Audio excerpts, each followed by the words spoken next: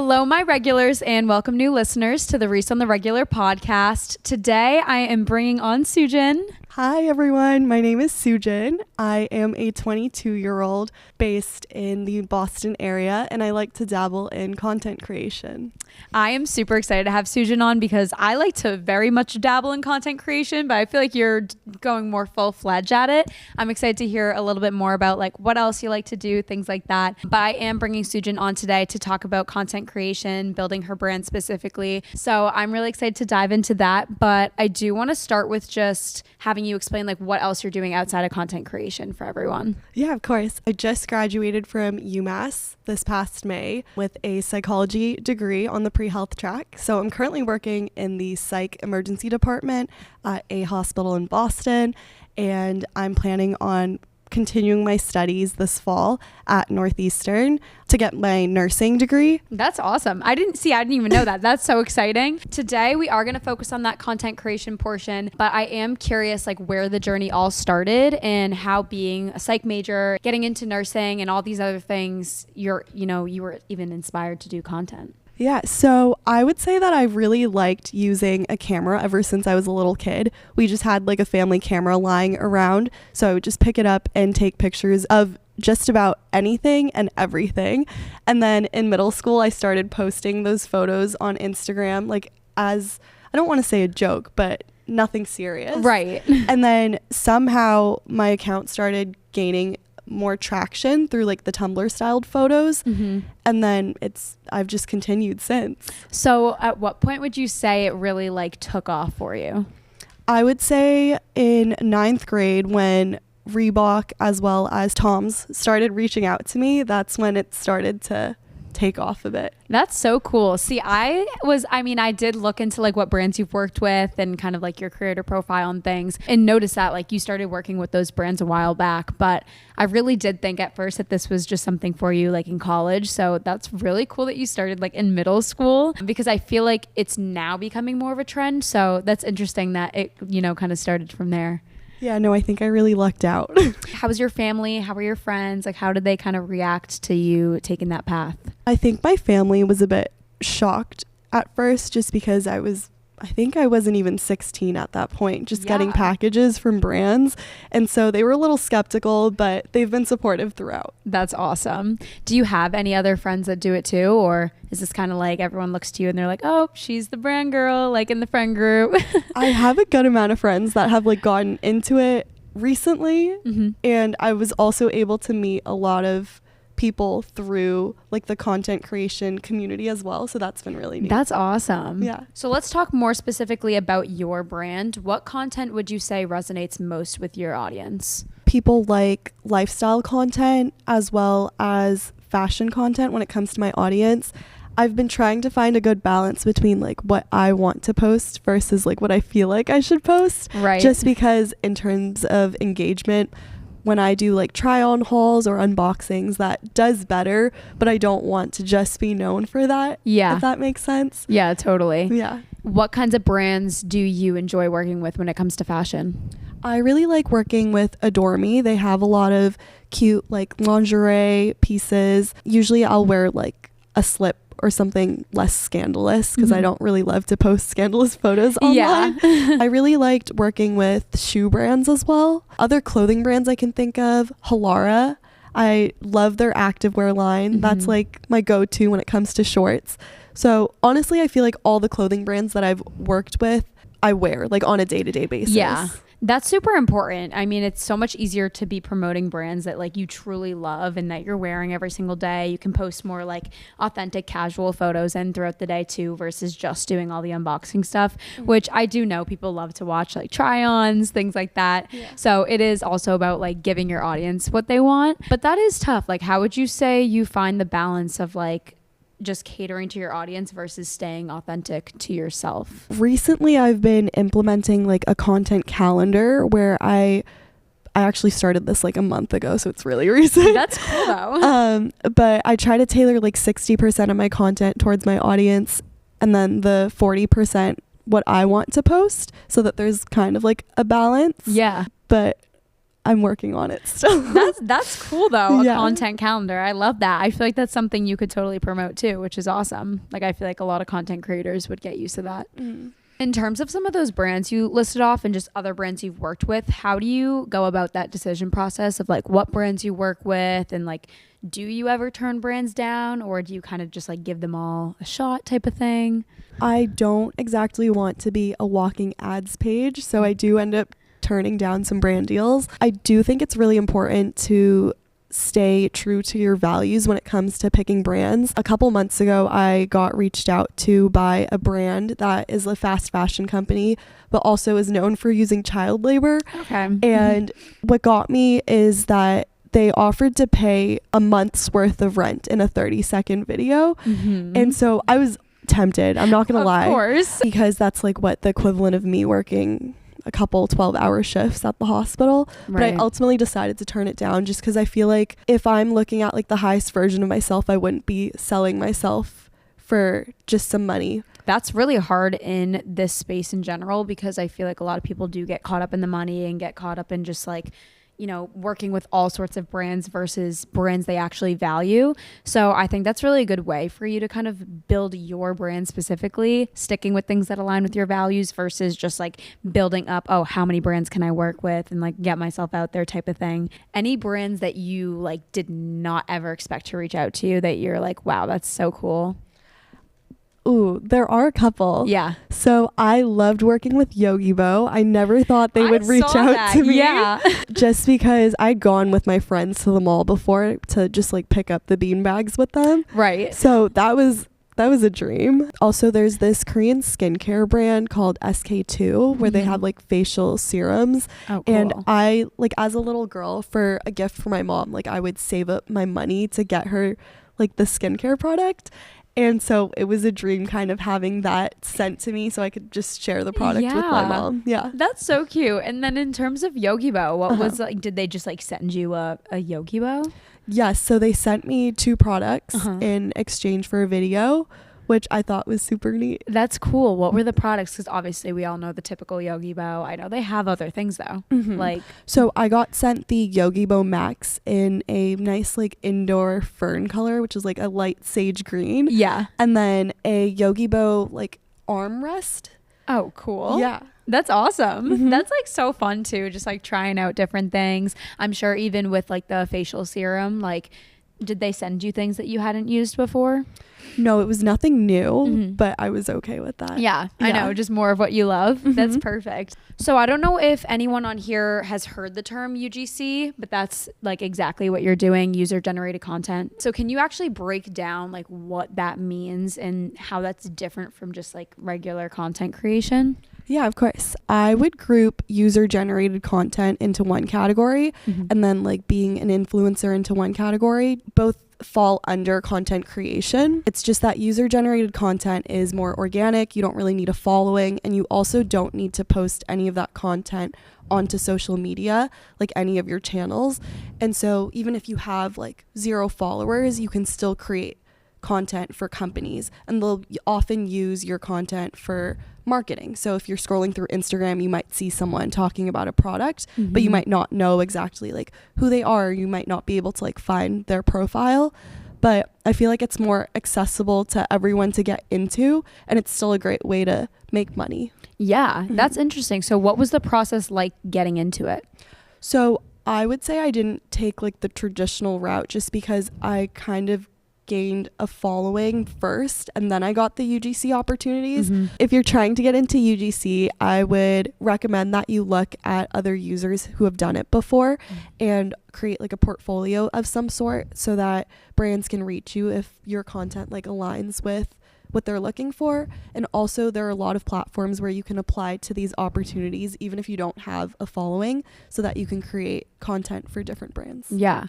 That's awesome. So it seems like a pretty like simple process, you'd say, for people interested. Yeah. That's awesome. How later into doing content did you get into UGC specifically? I would say in the last 1.5 years or so. Oh, okay. Awesome. Do you see anything like up and coming with UGC, or do you feel like you're kind of just like cruising along the same path with that as you've been over the past like year? I honestly might go more towards UGC. Mm-hmm. I like having like my own page where it's almost like a little digital diary for me. Yeah. So I want to focus more on like building community rather than like posting ads for people to see. Right. So I might dabble in UGC separately and Okay. focus on that and do less advertisements like on my main page. Right. If that makes sense. Yeah. So kind of keep it off of your main page. Yeah. That's exactly. cool. That's cool. I'm sure a lot of this is gate kept from people. So I want you to share like what platforms can people go on to find these brands? There are so many platforms out there. And as you mentioned, I feel like people don't like to share them just because you're kind of fighting for the opportunities. Of course. But I would say that there are a bunch. There's like Aspire, Mavely. I might be butchering some of these names. That's okay. I'll do my research. I'll list them here for everyone. Okay, perfect. There's also Skeepers, Coley. The list goes on. If you reach out to me, like I can also For sure. We'll give you list. her info as well for more questions. What brands have been most like meaningful, impactful to you? I've really liked working with personalized gift brands like Canvas Pop or Personalization Mall, where they create little gifts that are like personal and you can just give them out to like the people you love. I think those are my favorite brands to work with. That's awesome too, because I'm sure you're getting packages left and right. And so like keeping all the products is super nice, but getting things that you can like share with others is super cool too. Like she's so sweet. She literally came in here with like a whole gift goodie bag for me. I was like, wow, thank you. I feel like that's the path I personally would love to take, is like working with these brands and then like being able to share them with people, give them as gifts, like you mentioned with your mom's skincare and stuff like that.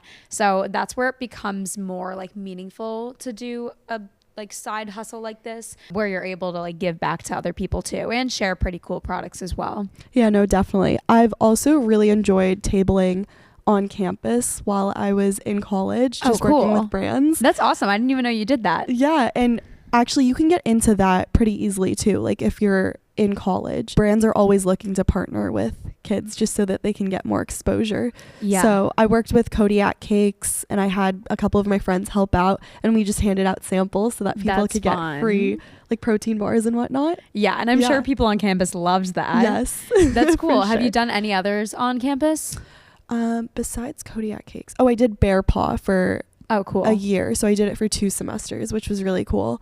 And then I know some of my friends have gotten into other brands like Glow Recipe and whatnot. Yes. Yeah. I've seen them on campus as well. Would you say that like you kind of were that inspiration for your friends on campus, or was this something they were already looking into? I would say that I definitely dragged them into it. Yeah. But I think they had a good time. Of course. How could they not? As fun as this all sounds, I'm sure that sometimes creativity is a little bit low. There's burnout, you know, with posting consistently and posting creative stuff. So how do you feel like you bring yourself out of that? Do you have any like just activities you like to do, or like tips in terms of like getting yourself motivated? I would say that if I'm burnt out or like mentally not doing super well, then I try to like take a step back from social media, and I recommend like others to do the same. But when it comes to posting consistently, I would say that having a content calendar this past month has really helped. Someone from the Meta team on Instagram had reached out to me on over email just to set up like a one-on-one to help me out with my account, which was really cool. That's awesome. And she recommended posting at least 3 reels in a week as well as 2 static posts. So I've been working on that. Haven't been meeting that goal every single week. Yeah. But I think it's just really important to not overthink what you're posting. It's just like a silly little account at the end of the day. Exactly. I have a tough time with that too, just like with posting on, you know, my account. It is a balance of like, I love to post and put all the fun things out there and keep it silly and fun. And especially now with it being summer, I feel like there's so many more opportunities to post fun things. But at the same time, I'm the type of person that loves to like social media detox and like live in the moment. So it is really a hard balance.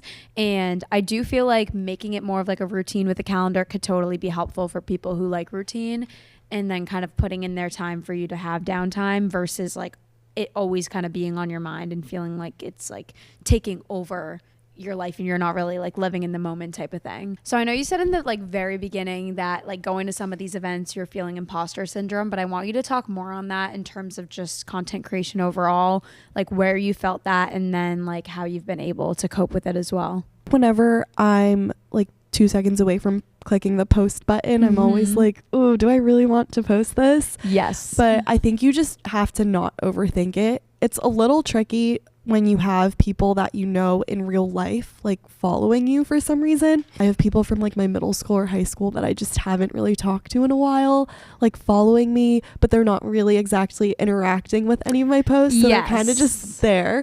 And obviously, like, I'll give them the benefit of the doubt and I appreciate them supporting me, but it can be a little scary just because like they know like an old version of me and they don't know like who I am. Right. But I think you can't let the fear of how like others might perceive you stop you from like just living your life, because you're going to be perceived like no matter what you do. And I'm sure some of like the biggest creators, even more so, have those fears too. They're putting so much out there. They have so many eyes on them.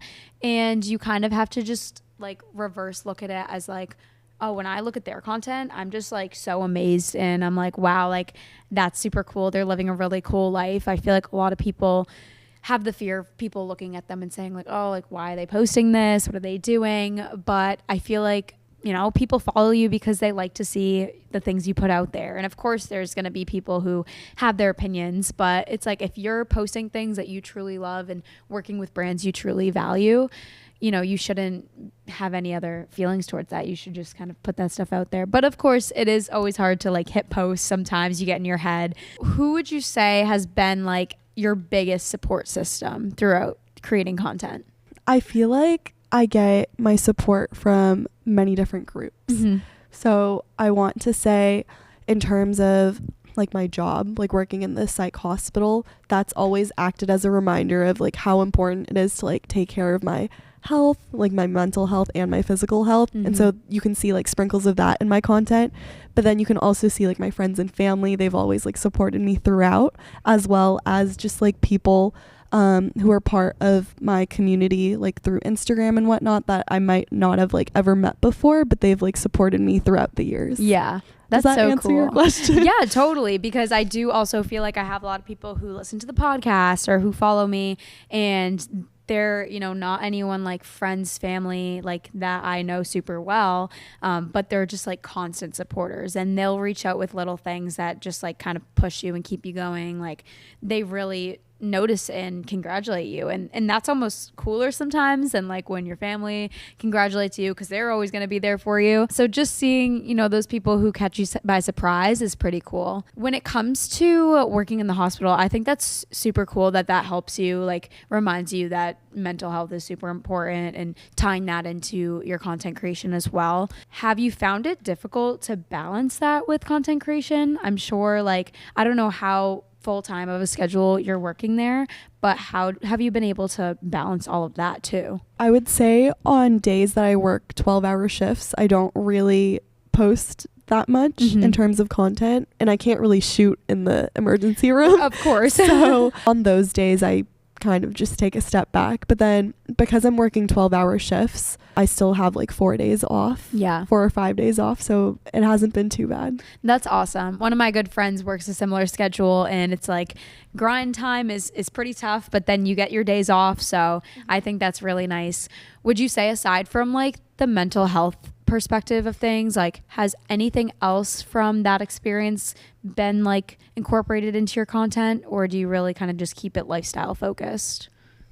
I would say that I keep it pretty lifestyle focused. I do try to emphasize the importance of like self-care and also just like movement. I really think movement is healing. Yes. So I think I push for that a lot in my videos. Maybe it comes off as like too strong. You've given some great tips in terms of like brands to work with, where to go, the mindset for a creator.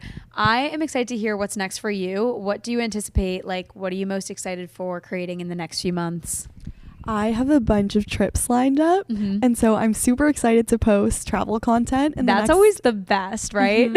Yeah, so I'm super excited for that. And then I'll be starting a 3-year grad program in the fall. So I kind of want to bring everyone along with me like throughout that journey. For sure. I want to hear more about both. So where are you traveling? So I'm headed to Canada soon, and then Portugal and Switzerland.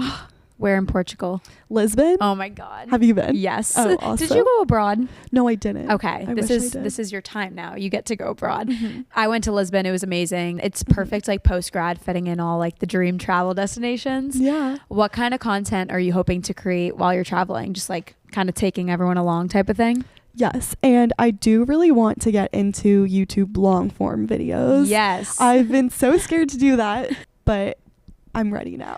Do you pretty much film all of your content like on a camera, or do you do stuff on your phone? I definitely do most of it on my phone. I've just recently started using my DJI Osmo 3. I believe that's what it's called. It's like a little vlogging camera. Because I was going to say, yeah, like I do most like when I post things on my phone. But I feel like for vlogging, like if you use a camera, that's like so perfect to just bring around on vacation, vlog everything. Yeah. And it's so fun to watch that stuff back too. I know it's kind of like scary to put that stuff out there. And it seems like it's like a whole other step outside of like what you typically post. But like I feel like you'd totally appreciate looking back and watching those vlogs, so that's pretty cool. And then in terms of the grad program, what kind of content are you hoping to bring from that? Maybe just like day in the life videos, as well as just showing like the reality of studying and like just the struggles I might go through. I feel like it's pretty universal, but people tend to like shed light on just like the happy parts. Yes. Yeah. I think that will be helpful too for not only like current students in like undergrad, but even people who are considering doing grad programs. I know it's like a big decision for people once they graduate school. Like, do I want to do more schooling, especially if it's something they really could benefit from? So I feel like that'll be awesome for you to kind of like show the behind the scenes of like, okay, this is what you're getting yourself into, but also like a motivation of like, you guys can totally do this too. It's pretty worth it.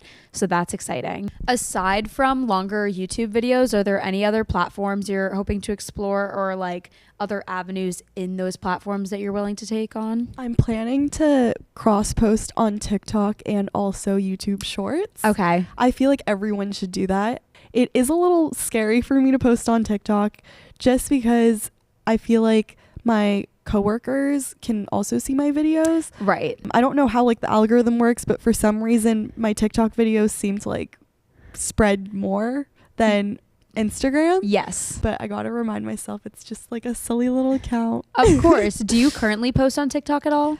Yes, I like just started posting. Okay. Yeah. Because that's something that like going back to, I love to digital detox. I got rid of TikTok a while ago. Oh, nice. But getting into like a creator path, it's like, okay, you need to be with the times, and like most of your attraction is gonna probably come from TikTok right now. Yeah. So it's something I've been like kind of debating with, of like putting my stuff on TikTok too. So that's interesting, because I thought for some reason you were like always on TikTok, but how recently would you say you like started putting content on there?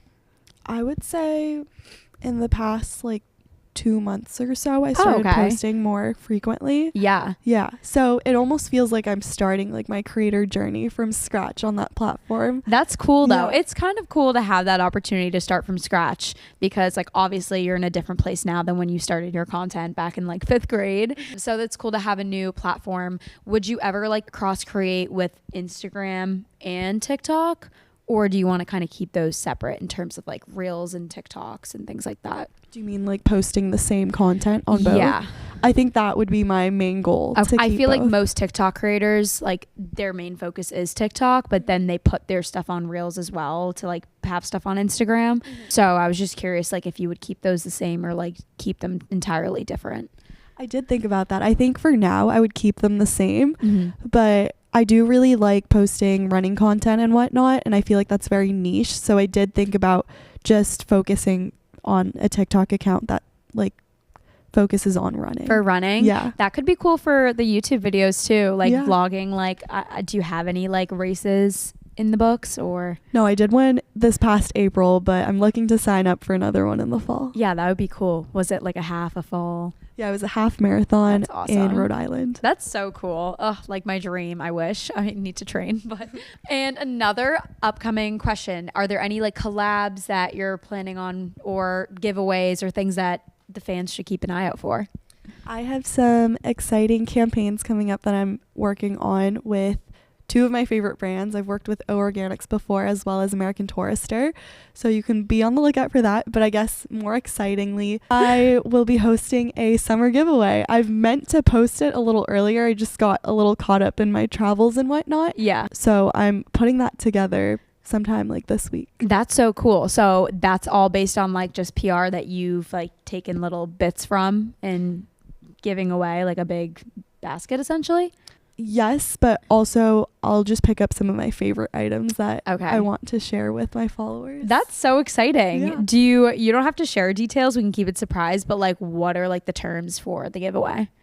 It would just be to like the video, tag some friends in the comments, and make sure you're following me, and that's about it. And then just like one lucky winner. Yeah. That's exciting. So Yeah. Lots of travel, Yeah. 3-year grad program, and lots of collabs and giveaways. I mean, I don't know what else there could be. That's super exciting. I want to wrap things up just giving some final advice to people who have maybe thought about content creation, or maybe this is just like sparking an interest for them. What is one piece of advice that you would give to someone if they decided to start their creator journey today? Just go for it. I feel like it's really easy to get stuck in like the little details. If you create a video and you want to post it, just post it. Mm-hmm. And don't just archive it because it's not doing well. Yes. You never know with like the algorithm. I feel like posting for yourself and what you value versus for the views and the audience. I mean, of course, that's what you're working towards as a content creator. That's such a great point of like not just taking down posts because they aren't doing well and getting engagement, because it really just takes that like one post to kind of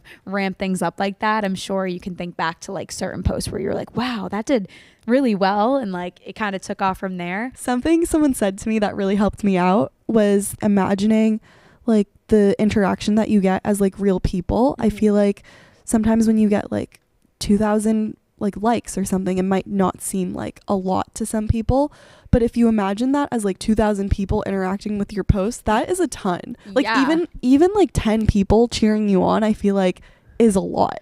Of course, yeah. Putting that into like a real life perspective. If we had an audience sitting out here of like 2,000 people, I'd be like, this is amazing. Or even 10. We have no one really here today. Just like being proud of the small wins, because that's like literally where the growth is going to start. You can't really, unless you get super lucky, you don't really usually start with like being up top, and if you do, then you just keep going up from there too.